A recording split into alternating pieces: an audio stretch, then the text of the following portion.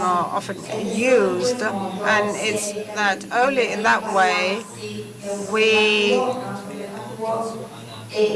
can avoid assigning responsibility to one person or the others. So the end user says, I'm not interested who's responsible, I just want this problem to be solved. And this is the last problem, but also the last opportunity that I leave to reflect on. And I hope that in the next few years we may have the opportunity to meet again and to see how this situation evolved in the course of time. Thank you very much for your kind attention.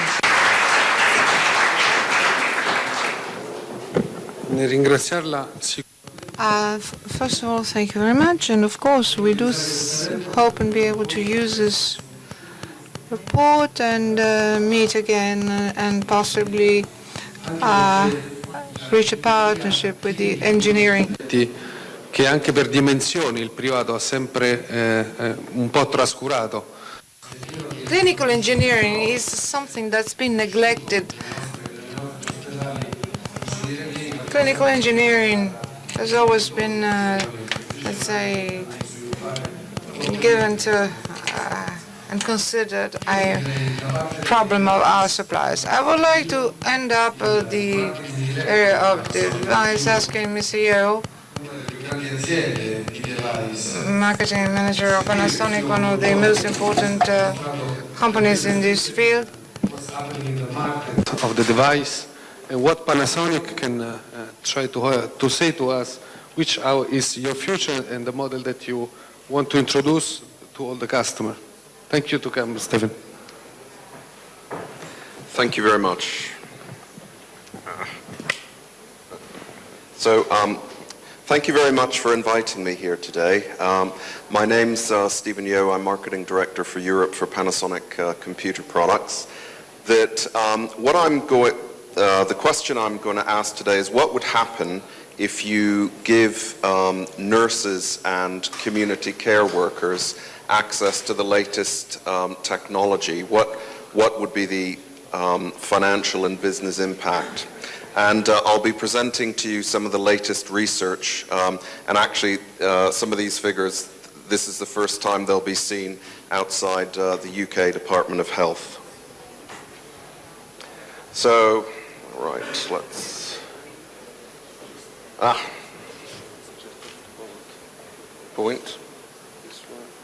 Point and shoot. Thank you, sir. Thank you. I said it to stun and not kill. So, okay, so just a quick introduction to Panasonic. We're the world's biggest electrical company based in Japan. I'm sure you know it. We make a huge number of things. Healthcare is one of our main strategic markets, and we make special devices for accessing e-patient records at the edge of the network. These are not traditional laptop computers. They're special computers designed for healthcare environments where they need to be disinfected, where they need to be on medical-grade wireless networks, they need to be robust, and even used outdoor in the rain or in, say, wet environments. So, excellent, it works. So, care in the community. What I'm going to first present to you is an initiative by the UK government, the Department of Health. And we've heard today about the big move into community care, because Martin showed that the cost per patient per day is very low. And what we mean by that is looking after people basically in their homes and trying to keep them out of hospital. That community care in the UK is an extremely large part of the NHS. It's about 11 billion pounds, which in euros is about 11 billion euros. These days, actually, I think it's about 12.5 billion euros. It's 10% of the UK's health budget, and it employs 150,000 people. And as we've heard today, there's explosive demand with the aging population that community care and home care is an extremely important and very rapidly growing part of the healthcare provision.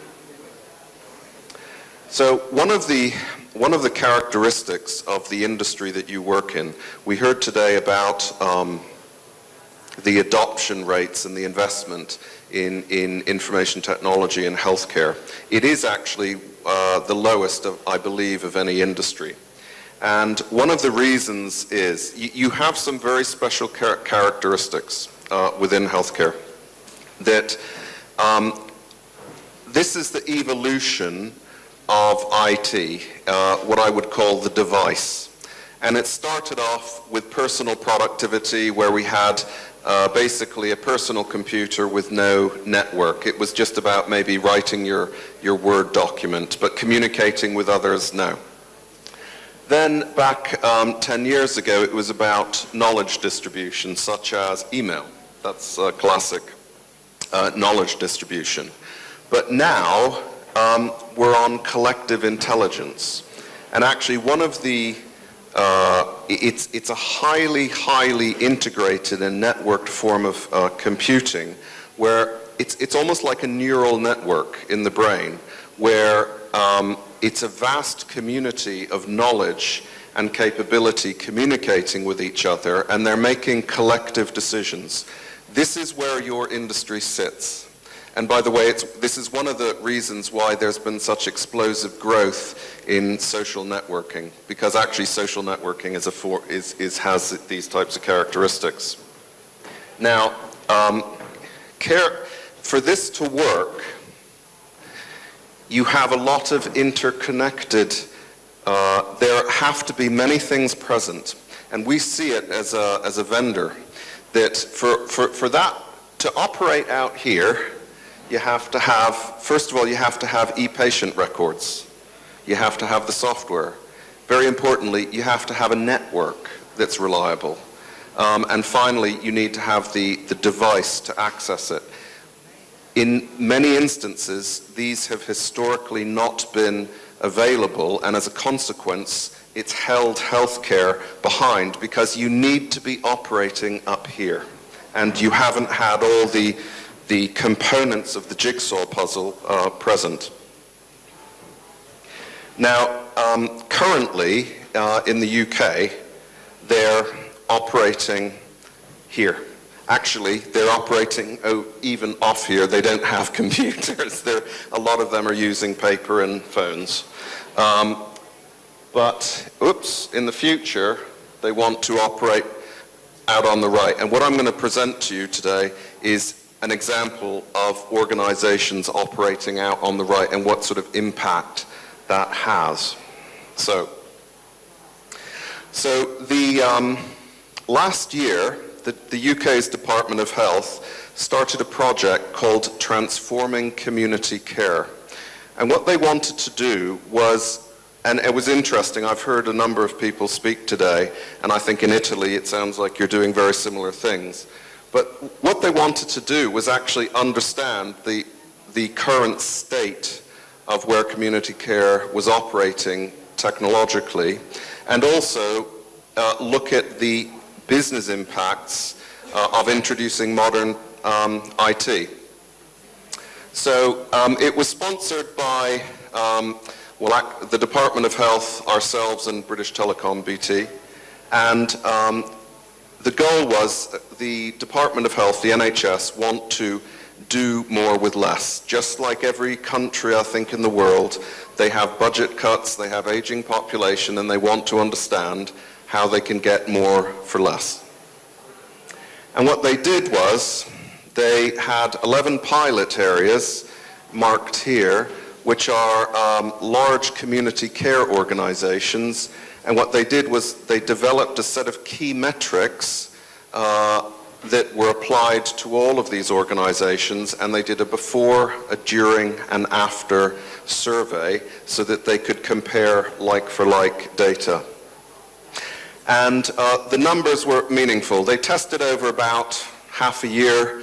They had 390 clinicians in the field armed with tough books, 31,000 patient visits were analyzed, and 30,000 journeys. So let me present what the results they found.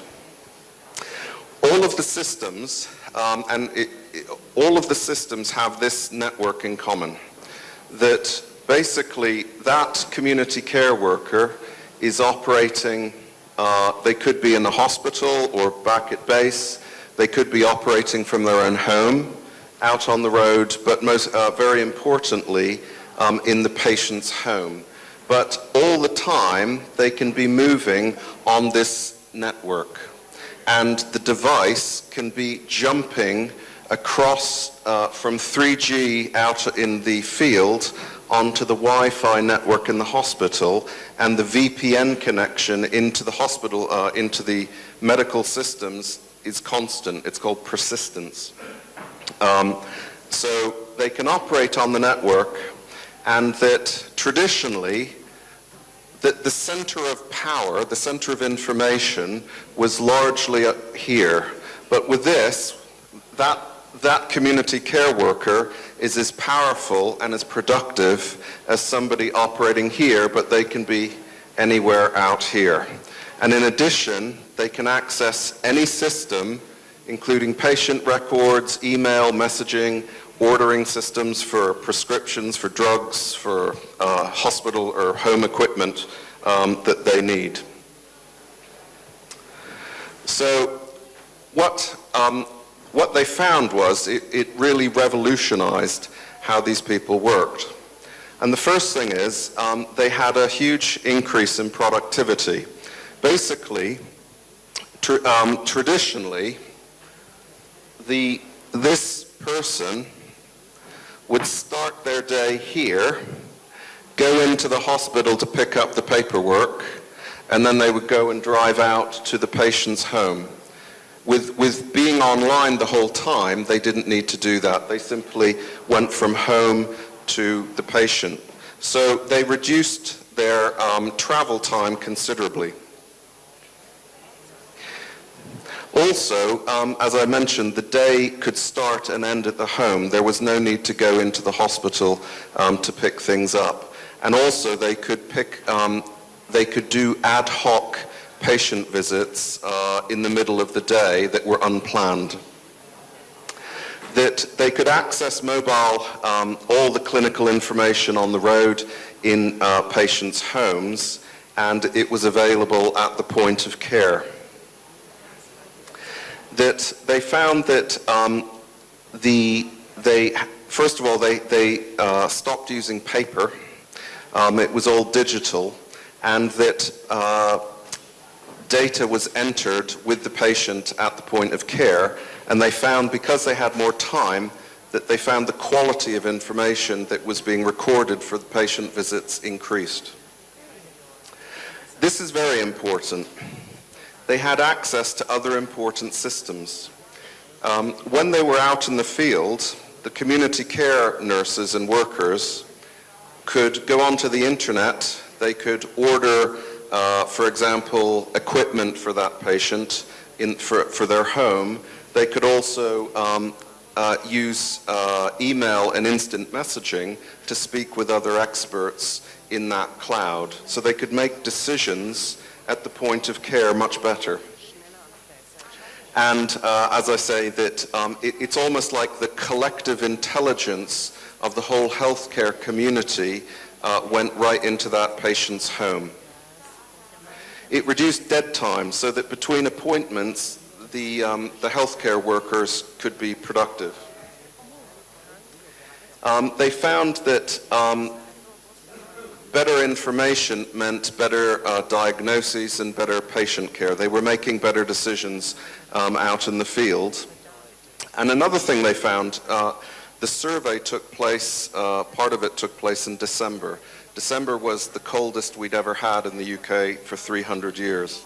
And they found that the nurses could still work from home without having to drive in their car, which they couldn't because a lot of them, there was too much snow and bad weather. So you have, in English, we would say service resilience with the technology.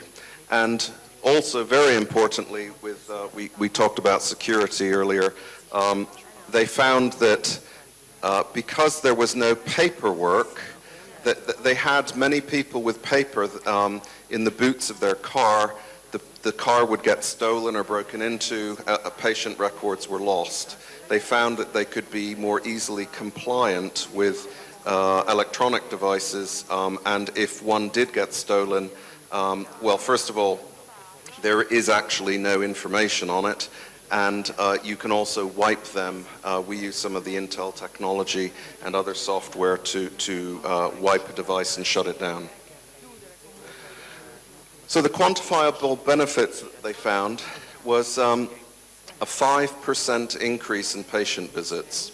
So this was applicable for the whole of the £10 billion budget. So effectively, the NHS could either save £500 million a year, or they could increase the capacity of the service by 5% without any additional investment.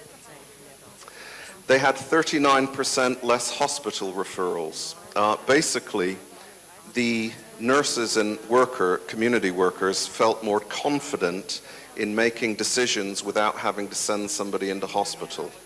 So the load on hospitals reduced by 39%.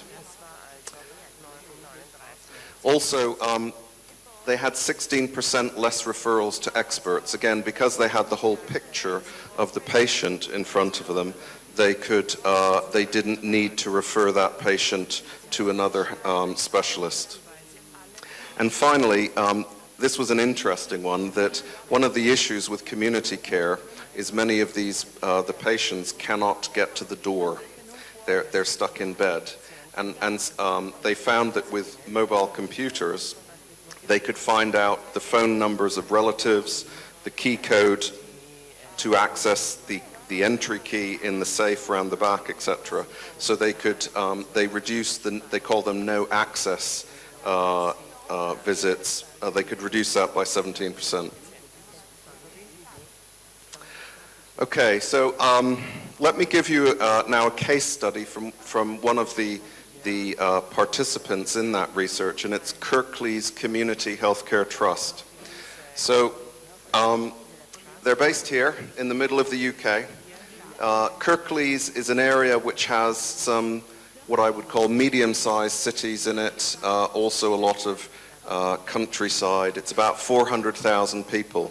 Now what Kirklees NHS Trust, it's the third biggest NHS trust in the UK, but what Community Healthcare Services does is they are the organization that provide community healthcare services in Kirklees.